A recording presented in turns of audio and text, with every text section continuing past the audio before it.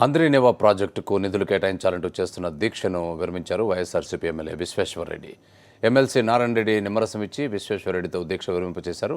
హంద్రీనేవా ప్రాజెక్టుకు 1000 కోట్ల రూపాయలు కేటాయించాలని, 100 టీఎంసీల నీరు ఇవ్వాలని 25 గంటల పాటు దీక్ష చేశారు విశ్వేశ్వరరెడ్డి. హంద్రీనేవా ప్రాజెక్టు పూర్తయ్యే వరకు పోరాటాన్ని కొనసాగిస్తానని ఈ సందర్భంగా విశ్వేశ్వరరెడ్డి ప్రకటించారు.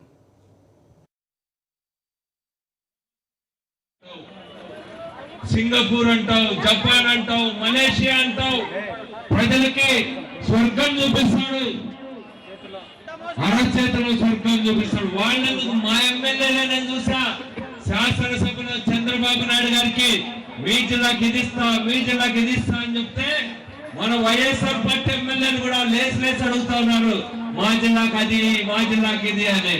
మేము వెనక నుంచి చూసాం. మనం మా జిల్లాకు ప్రత్యేక ప్యాకేజీ 300 కోట్లతో ఇస్తా అని చెప్పి పైసా ఇవ్వనా, ఆయన ఇస్తాడని చెప్పి అడిగాం.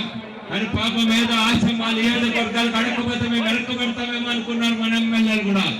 కానీ ఈరోజు బీదార్పులు వేస్తా ఉన్నారు, ఎలక్ట్రిసిటీ ఛార్జీలు పెంచుతామంటున్నారు, అన్ని రకాల పన్నులు పెంచుతామంటున్నారు, డీజిల్ రేట్లు తగ్గిన ఆర్టీసీ ఛార్జీలు పెంచుతామంటా ఉన్నారు.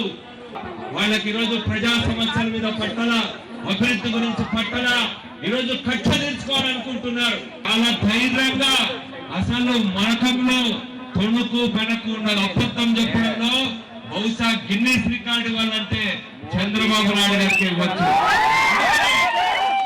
మనం ఈ నిరాధిత కూర్చున్నది ఎందుకంటే ఫిబ్రవరి తర్వాత మార్చిలో ఎప్పుడైనా బడ్జెట్ సమావేశాలు వస్తాయి. ఈ బడ్జెట్ సమావేశాల్లో కూడా ఈరోజు న్యాయం చేసుకోకపోతే మనం నష్టపోతాం.